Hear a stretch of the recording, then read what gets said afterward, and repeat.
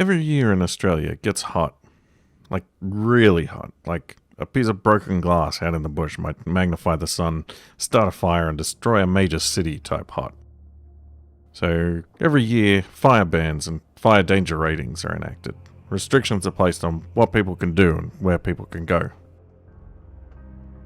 There are monetary fines, even potential jail time for actions contravening fire bans. Bushfires are devastating. When fire ban season comes around, nobody complains about how they are seizing control and how they are eroding freedoms. The vast majority of people will happily, albeit anxiously, wait it out, knowing that eventually the season will be over, everyone can go back to normal, and hopefully the measures put in place will have successfully managed the risks and minimize the damage.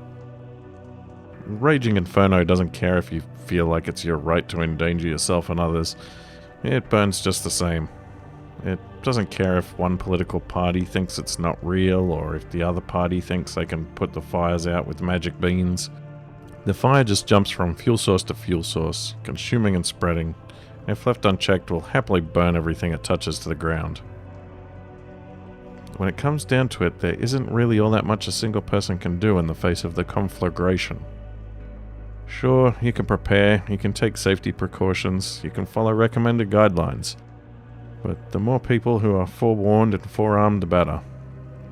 When it comes down to it, it isn't really about making sure your house doesn't burn down. It's really about making sure the least possible number of houses are burned down. Some fire damage is inevitable, but if we can keep the spread down, keep outbreaks contained or at least manageable, we can prevent total catastrophe and collapse. If everybody does their own part, we can all get back to toasting marshmallows that much sooner.